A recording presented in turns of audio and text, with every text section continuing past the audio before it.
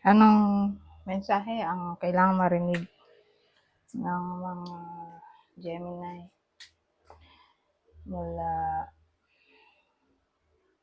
January 12 to 18, 2025? Pwedeng nangyayari na to o mangyayari pa lang. Kung di man para sa inyo itong magiging reading, di baka para sa someone na malapit sa inyo o sa someone na kakilala nyo mismo. Baka may lumabas na gender mamaya, gawin nyo na lang energy, masculine at feminine energy. Pwede rin naman, huwag nyo na pansinin ang gender. Hindi ko masasabi kung anong magiging reading, kung positive ba o negative. Depende sa kung anong mapipick up kong energy. Walang masama kung papanorin ang sun, moon at rising sign. Kasi bakalin man sa mga yan ay mag-resonate na sa sitwasyon niya. Ano to? May new romance tayo, oh. May magko-confess.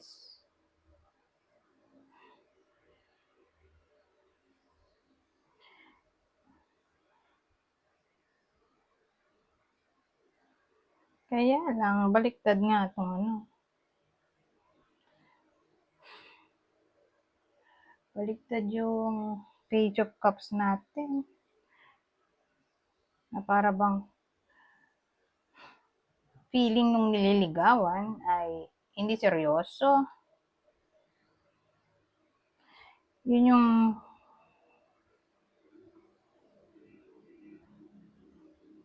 clarity dito na may isip niya.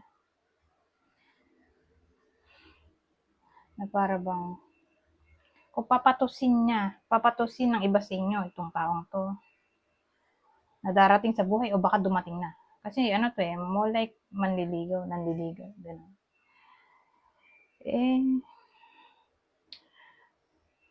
Mapapaisip siya na baka walang future.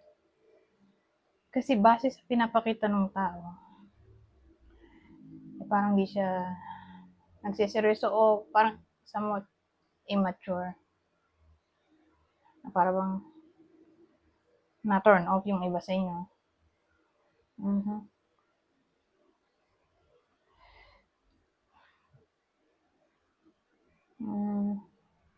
Ano ba?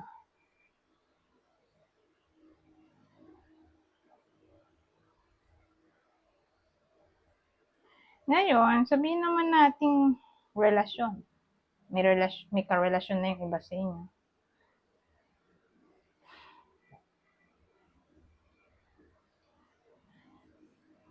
At masishaken up kasi yung relasyon nila dito sa week na to.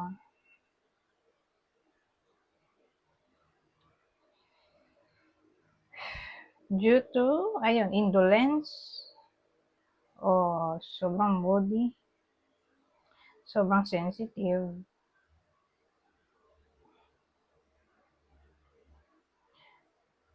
at mafe-feel nung isa na mafe-feel o questionin nila ang sarili nilang feelings dito o yung feelings na ipinapakita sa kanya ng partner. Ngayon, ang maganda, magte-take accountability yung someone na nag-cause ng problem sa connection nila. Ay,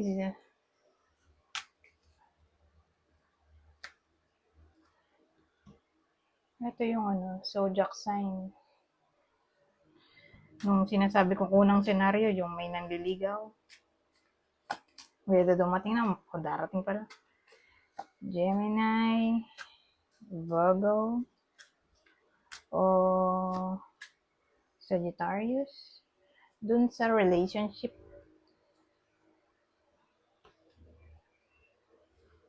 Ito yung partner, ayan. Hulog na to. Pisces, Sagittarius ulit.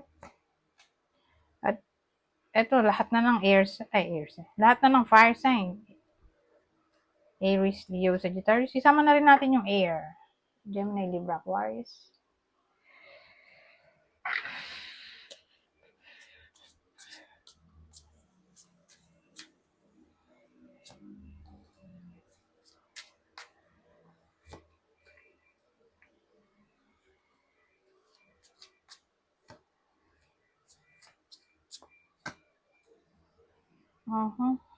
Ba't ganun?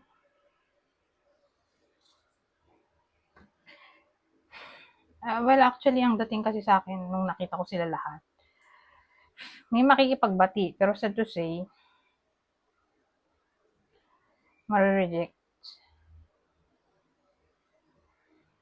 Walang reconciliation na mangyayari kahit may mag-effort pa.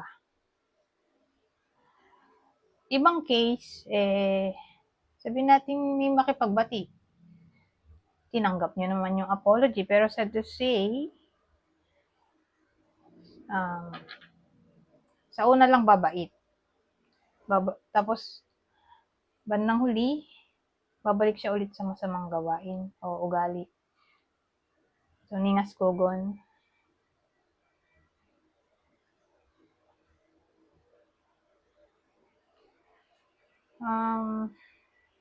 Unang senaryo yun, ha? Pangalawa,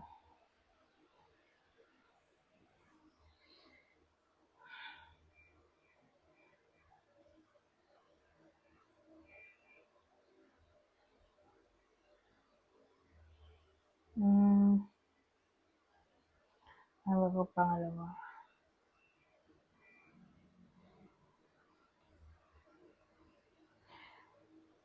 Family dispute to. Asahan ang family dispute o away sa magkakapit-bahay. OMG. Kung di man to tumama sa inyo, di baka sa someone na malapit sa inyo.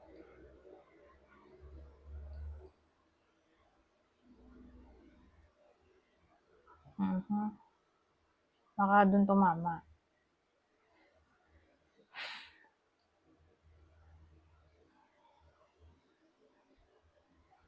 Ngayon,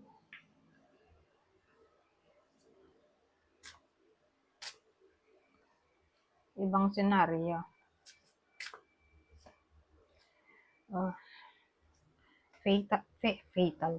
Feral pala to. Feral siya. Infection, no? Kinagat niya yung sarili niya. Ayun, nagka-infection. Diyos ko po.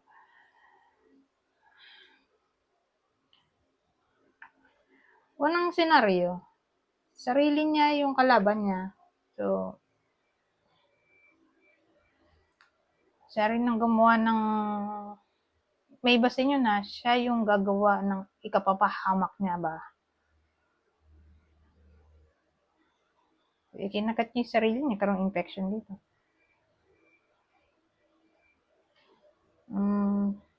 Ibang case, pangalawang senaryo na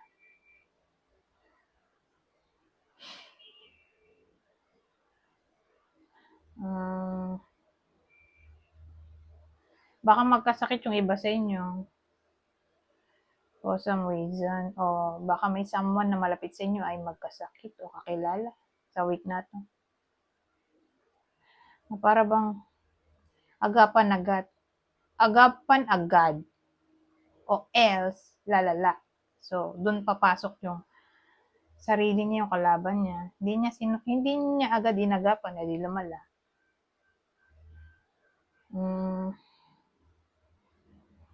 Ngayon, pangatlo,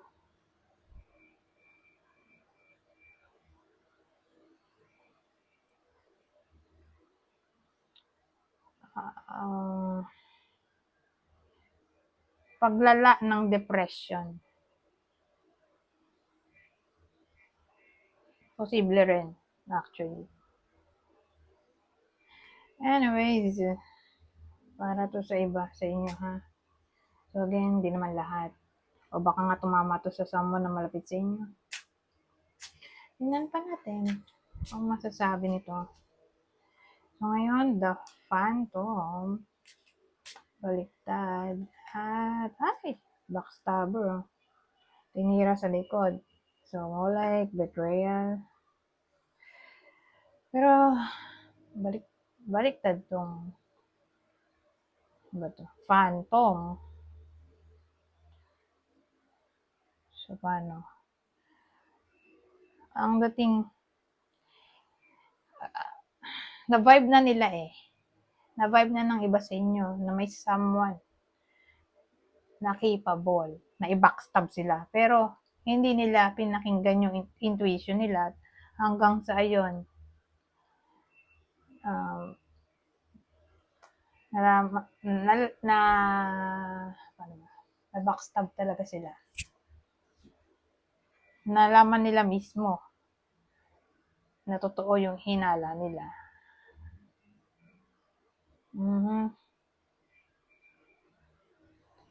Sila mismo nakakakita ng red flags eh. Pero siguro dahil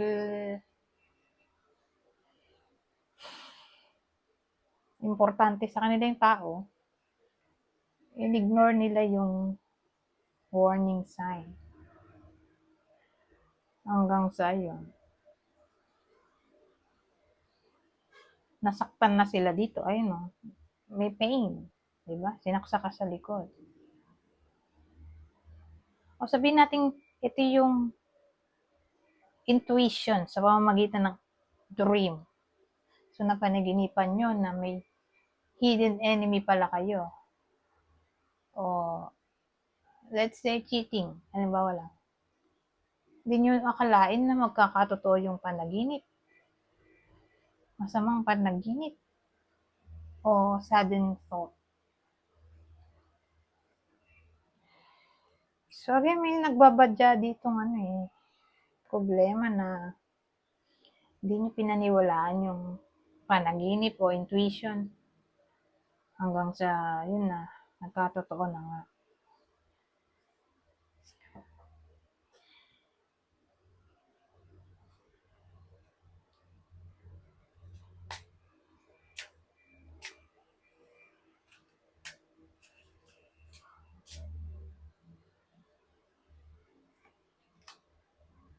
Grandmother, oh.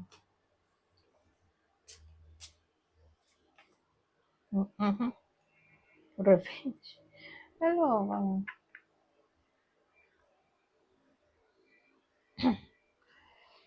So, sa case na to, ang dating sa akin, so tatakbo tong reading natin sa buong week na to, no?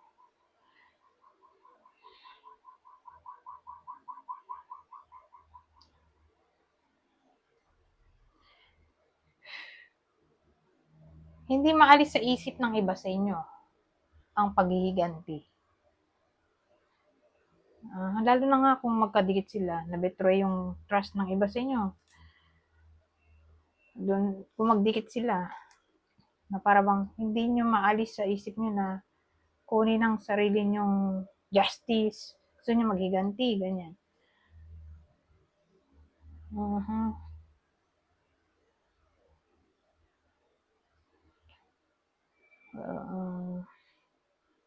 O naiisipan yung gumanti sa kaaway, ewan ko, for some reason, parang ma-feel ng iba sa inyo itong desire na maghiganti sa kaaway. Parang yun na lang lagi tumatakbo sa isip. Whether nangyayari na to, na may umaway sa inyo, o mangyayari pa lang. Yun nga. May desire kayong mag-revenge. Yung iba lang sa inyo, hindi mo lahat. Ngayon, saan na isang deck?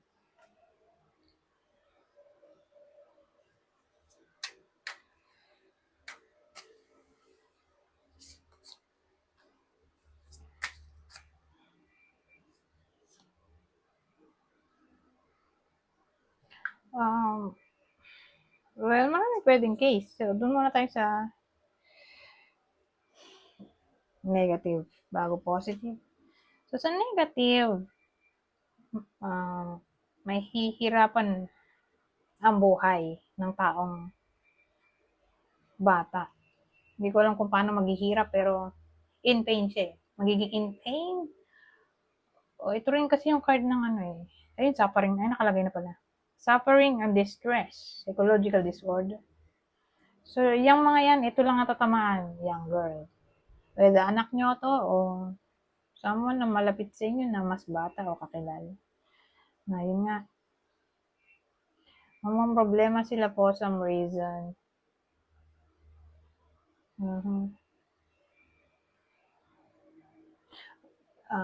Pwede rin namang regret to eh. Regret, guilt, yung the cross. Sabi natin may nakaaway kayo, babae, tapos mas bata sa inyo. Eh di nagigilty na yun. Nagigilty, nagre-regret. Ano pa ba pag cross? Hardship to eh. Nasabi ko na pala. Pag negative,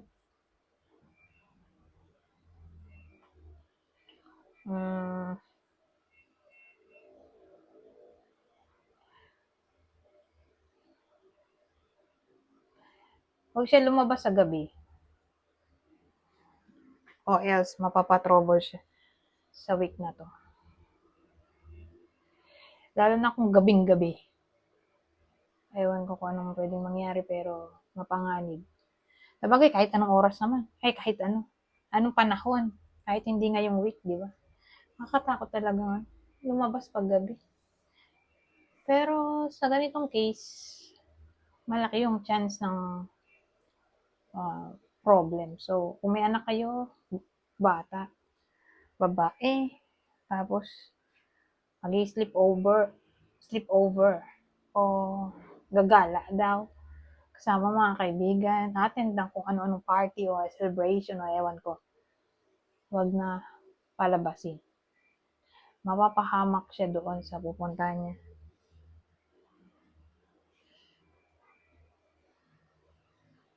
Okay, kung anak yan, o anyone na malapit sa inyo. Sibling.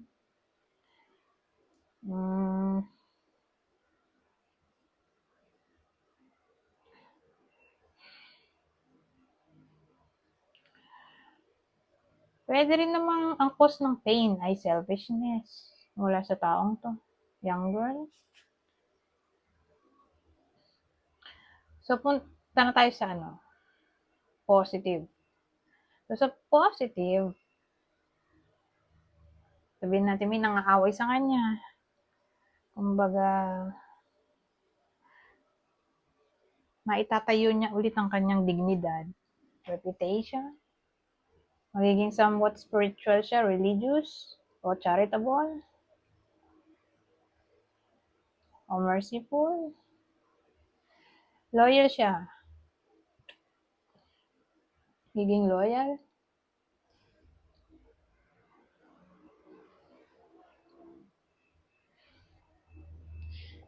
so ano pa ba kung positive?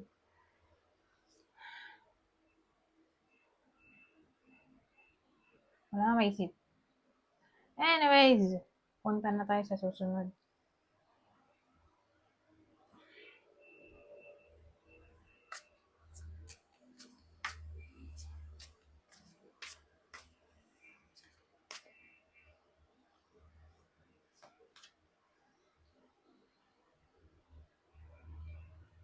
The Fish, ito maganda. Sana maganda rin tong isa.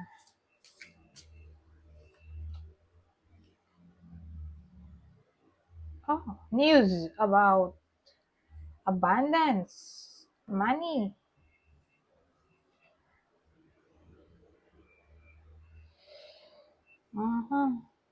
O mapag-uusapan ng tungkol sa pera. O mababalitaan. Sabihin natin, may magpapadala ng sulat.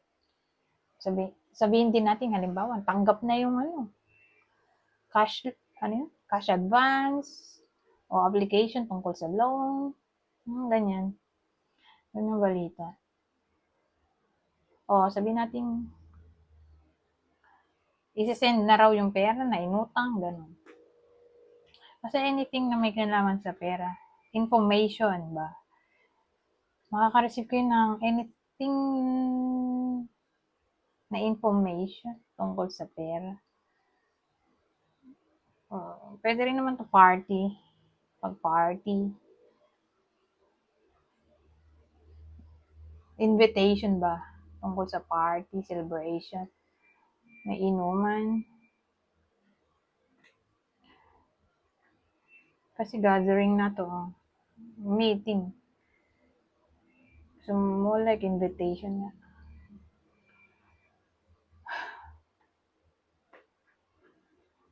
O, sabihin natin business. All about business. Negotiation. Business negotiation. O, pera. Tungkol sa pera. Negosasyon tungkol sa pera. So, magbabayad na raw ng upa. Ganon. Halimbawa, kayo yung may-ari ng boarding house. Landlord ba? O, may babayad na ng renta ng bahay, mga ganyan. Na, yun nga, magkakapera ang iba sa inyo. O may magbabayad na ng utang sa iba sa inyo. Pwede rin naman. Pwede rin na ang magbibigay ng pera sa inyo ay lover nyo o kapatid o anyone na in a relationship o matanda. Ay, matanda ba ito? Hindi. Young couple. Hindi siya matandang couple. Young couple. Mula sa young couple.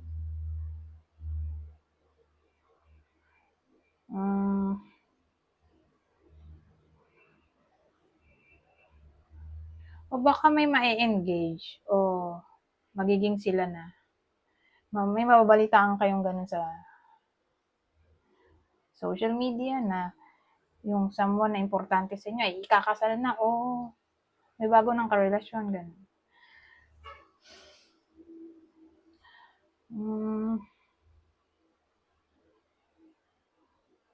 New project, sponsorship, endorsement. Ano ba to? Sponsorship, endorsement. Para maisip. So, punta na nga tayo dito sa huling deck. Sorry. Huling deck. Ang masasabi nito.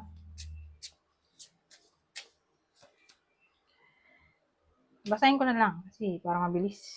Pay attention to red flags.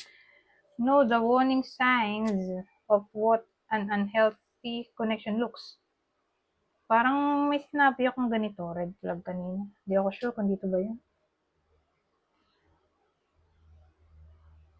Oo, dito nga oh. Ito. In-ignore yung red flag ka ako. So, ayan na nga. Umuulit-ulit lang yung mga sinabi ko.